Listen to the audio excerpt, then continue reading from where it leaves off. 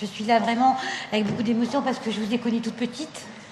Je crois que c'était une période, c'était début 2008, où j'ai entendu parler d'un petite entreprise qui essayait de faire des choses. Et ça coïncidait véritablement avec un projet qui pour moi était majeur dans l'entreprise. C'était de favoriser et d'exploiter l'écoute client à son maximum.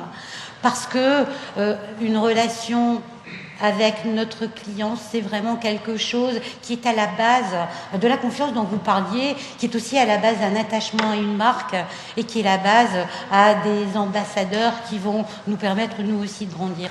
Et cette écoute client, moi je la voulais chargée de lettres de noblesse. C'est-à-dire que pour les équipes dans notre entreprise, c'était véritablement se consacrer à la relation pure et être complètement détaché du temps négatif. Abolir ce temps négatif passait par faire des choses qui se faisaient manuellement et sur lesquelles on passait beaucoup de temps sans pour autant énormément de valeur ajoutée. Et j'avais à l'esprit qu'il devait exister un truc qui permettait d'analyser de façon pertinente tout ce que les clients avaient à nous dire et que forcément ça allait renforcer notre connaissance de l'histoire client et de pouvoir construire et bâtir des fondations relationnelles qui soient tournées vers l'excellence. Et donc j'ai rencontré Erdil qui est passé après plusieurs autres entreprises qui faisaient un peu la même chose. Alors j'ai vu des entreprises qui basaient leur analyse sémantique sur des mathématiques. Je n'ai pas été très convaincue, je ne suis pas une matheuse. Mais voilà, les exemples qui m'étaient donnés, les tests qui avaient été faits ne m'avaient pas du tout séduite. Et en désespoir de cause, je dirais, j'ai rencontré cette petite entreprise qui essayait à tout prix de travailler, de trouver un marché, de prouver de quoi elles étaient capables. Et donc j'ai rencontré Séverine. Et puis je lui ai dit, voilà, mon projet c'est celui-là. Par contre, avant de commencer, moi, je souhaite que vous connaissiez nos métiers, notre façon de faire notre commerce et ce que nous voulons en faire.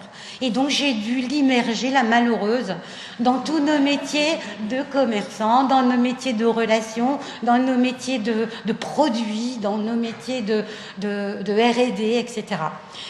Et ça s'est vachement bien passé. Je crois que cette pertinence et cette humilité dont faisait preuve Séverine lui a permis d'avoir une connaissance qui lui permettait d'être très pertinente dans ce qu'elle allait nous proposer.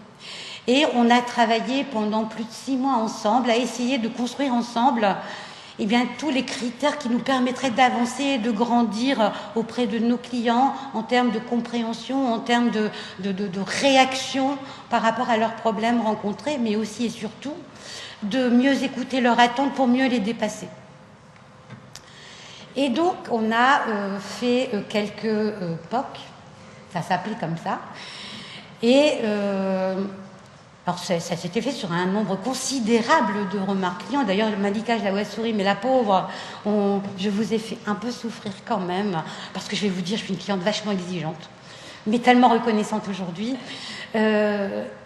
Et donc, cette première proposition que nous avait faite Séverine sur nos verbatims qui étaient à analyser et qui devait me permettre de prendre une décision par rapport à ce que nous avions à faire, a été vraiment plus que pertinent. Mais je me disais, c'est quand même compliqué, je ne comprends pas tout. Et on est arrivé sur un verbatim où le client nous disait « Je suis vraiment très mécontent parce qu'on m'a pris pour un neuneu. » Alors, je suis de Lille. C'est une expression qui est en vogue dans le nord de la France. Et le CRM analytique d'Erdil avait détecté qu'on avait manqué de considération auprès de ce client et qu'il attendait des excuses. Et bien, j'ai dit banco tout de suite. Voilà. Et on est parti pour une grande aventure qui a duré 18 mois.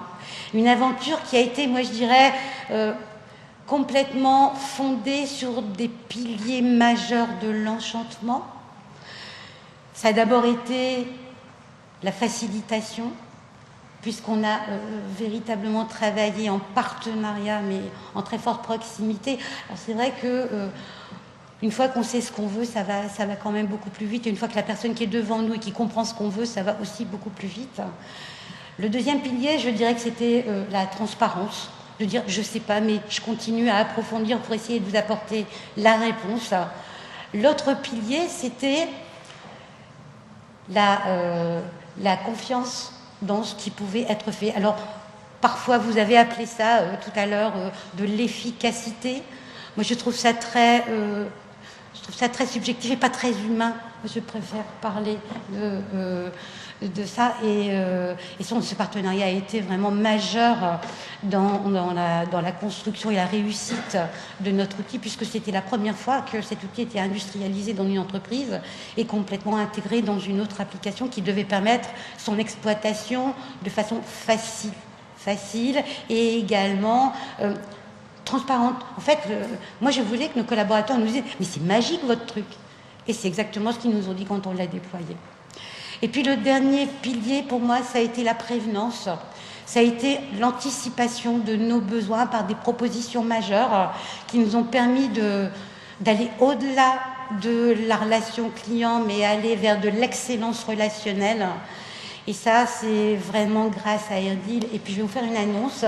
Séverine ne le sait pas encore, mais tout l'apprentissage que nous avons eu depuis 4 ans de l'exploitation du CRM analytique va me permettre de mettre en place dans l'entreprise une académie de l'excellence relationnelle qui va être basée sur la totalité de la compréhension des besoins et des attentes de nos clients pour mieux former nos collaborateurs.